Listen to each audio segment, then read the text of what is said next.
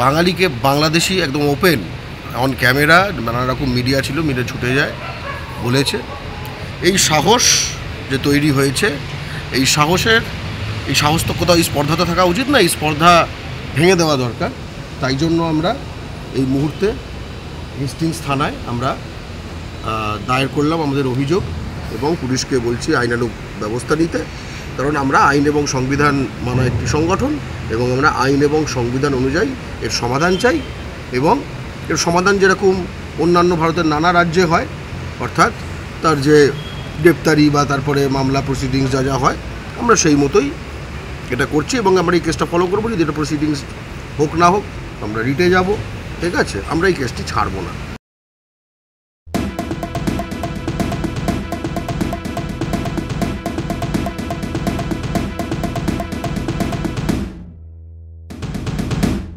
কেন্দ্রীয় বাজেটে বাংলা থেকে কর তুলে বিহারে তথা নানা জায়গায় লুটিয়ে দেওয়া, এর বিরুদ্ধে বাংলা পক্ষ আজকে প্রতিবাদে পথে নেমেছিল। যখন রানু ছায়া মঞ্চে নন্দন রবীন্দ্র সদনের পাশে, সেখানে আমরা সভা করছিলাম, যেখানে আমরা কতবার করেছি এবং আমি বক্তব্য রাখছিলাম। আমি বক্তব্য রাখার সময় দেখি একজন টাকমাথা একটা ব্যক্তি হঠাৎ হিন্দি দেখি বলার চেষ্টা করলো এবং যেটা বেসিক্যালি বলার চেষ্টা বললো যে বিজেপিকে কেন এত কথা বলা হবে, বিজেপির বিরুদ্ধে কেন এসব কথা বলা হবে।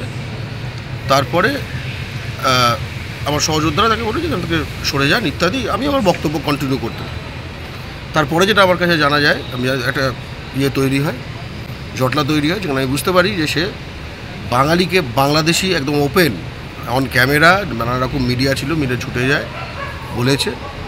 এই সাহস যে তৈরি হয়েছে, এই সাহস তো কোথাও এই স্পর্ধাতে থাকা উচিত না, এই স্পর্ধা ভেঙে দেওয়া দরকার। তাই জন্য আমরা এই মুহূর্তে হেস্টিংস থানায় আমরা দায়ের করলাম আমাদের অভিযোগ এবং পুলিশকে বলছি আইনানুগ ব্যবস্থা নিতে। কারণ আমরা আইন এবং সংবিধান মানা একটি সংগঠন এবং আমরা আইন এবং সংবিধান অনুযায়ী এর সমাধান চাই। এবং এর সমাধান যেরকম অন্যান্য ভারতের নানা রাজ্যে হয়, অর্থাৎ তার যে গ্রেপ্তারি বা তারপরে মামলা প্রসিডিংস যা হয়, আমরা সেই মতোই এটা করছি এবং আমরা এই কেসটা ফলো করবো। যদি এটা প্রসিডিংস হোক না হোক আমরা রিটে যাব, ঠিক আছে? আমরা এই কেসটি ছাড়বো না। আমাদের অভিযোগ করেছেন বাংলা পক্ষর সাংগঠনিক সম্পাদক তথা শীর্ষ পরিষদ সদস্য কৌশিক মাইতি। এবং বাঙালি কিন্তু ঐক্যবদ্ধ হচ্ছে। বাংলার মাটিতে কোথাও এরকম কোনো জাতি ঘৃণা এবং ভারতের ঐক্য এবং সংহতি বিরোধী একখানা কথা যে বাঙালিকে ফরেন সিটিজেন বলা, এরকম কোনো কিছু যখন ফেস করবেন বাংলা পক্ষকে জানাবেন কিংবা নিজেই এর প্রতিবাদ করে আইনানুগ ব্যবস্থা নেওয়ার চেষ্টা করবে, কিন্তু বাংলা পক্ষকে জানাবেন। কারণ এগুলো ব্যাপারগুলো আমাদের অভিজ্ঞতা আছে, আমরা ঠিকঠাক গাইড করতে পারবো। তাই সকল বাঙালিকে বলছি, এটা তোমার নিজের মাটি, ঐক্যবদ্ধ হও। আজকে যদি ধরো বাংলা পক্ষ মিটিং করছিল, আজকে যদি ধরো বিহারে মিটিং হতো বা মহারাষ্ট্রে মিটিং হতো, সেখানে ধরো রাজ ঠাকরে বা উদ্ধব ঠাকরে বা বাল ঠাকরে বলছে, মারাঠি জাতির যারা সংগঠনের নেতা, অথবা চিরাগ পাসওয়ান বলছে যে বলে বিহার ফার্স্ট, বিহারি ফার্স্ট।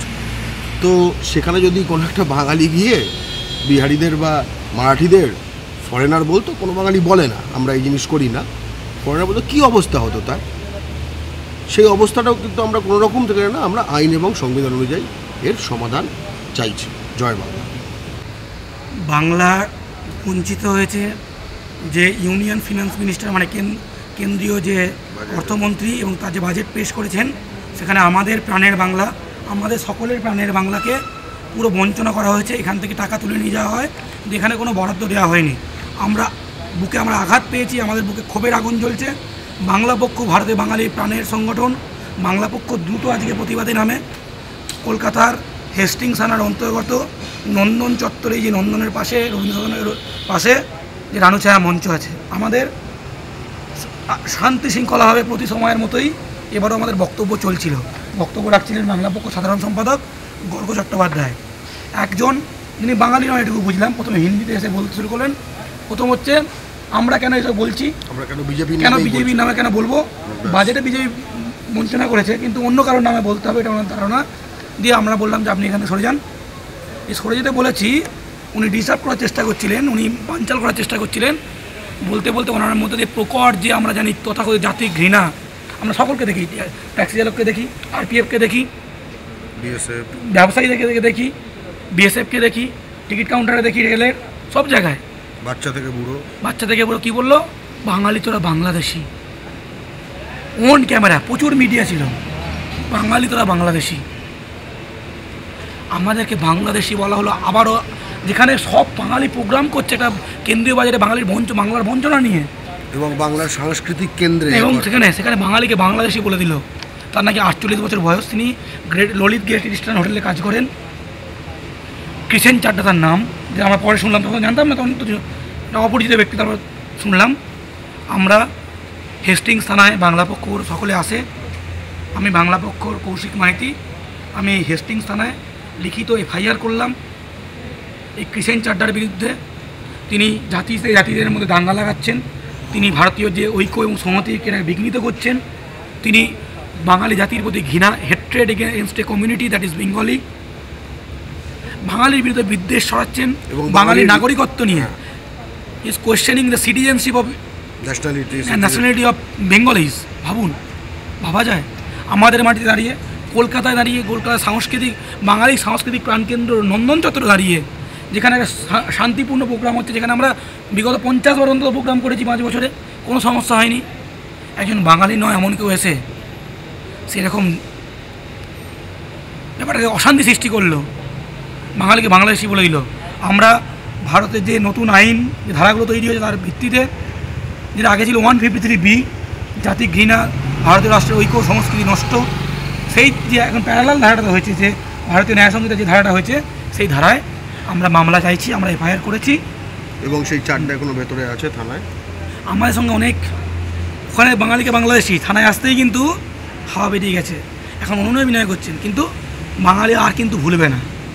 এখানে থানায় এলে অনুনয় বিনয়, আর বেরিয়ে গিয়ে বাঙালিকে বাংলাদেশি, বাঙালি মাথার ব্যান, ক্ষমা করে উঠেছে, ক্ষমা করেই মাথায় উঠেছে।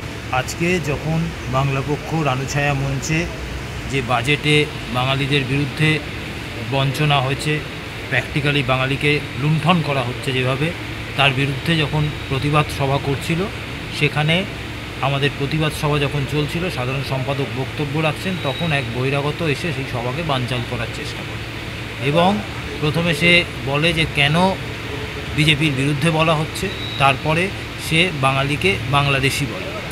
আমরা আইন এবং সংবিধান মেনে চলা একটি সংগঠন, আমরা যেটি করেছি খুব সাধারণভাবে আইন মেনে যেটা করা উচিত, আমরা যেহেতু সেটা হেস্টিংস থানার মধ্যে একটি এলাকা, সেই হেস্টিংস থানা এলাকায় হওয়ার জন্য আমরা হেস্টিংস থানায় এসে একটি এফআইআর আমাদের অভিযোগ দাখিল করেছি, আমরা অভিযোগ দায়ের করেছি এবং আমরা এই যে মামলাটি দায়ের করলাম, এই যে অভিযোগ দায়ের করলাম, আমরা কিন্তু এই অভিযোগের পরবর্তী ফলো আপ করব এবং আশা করব, আমাদের ভরসা আছে পুলিশ প্রশাসন এর সদর্থক ব্যবস্থা নেবে এবং যে বাঙালিরা এই ভিডিও দেখছেন তাদের প্রতি যে বার্তা, যখন এই রকম ঘটনার মুখোমুখি যদি আপনারা কখনো হন, অবশ্যই বাংলা পক্ষকে জানান এবং নিচে আইনানুগ ব্যবস্থা গ্রহণ করতে সক্ষম হলে সেই আইনানুগ ব্যবস্থা গ্রহণ করুন। জয় বাংলা। আপনারা দেখছেন আওয়াজ, রোজকারের হক কথা। ফর মোর আপডেটস অ্যাবাউট আওয়াজ, please subscribe our YouTube channel.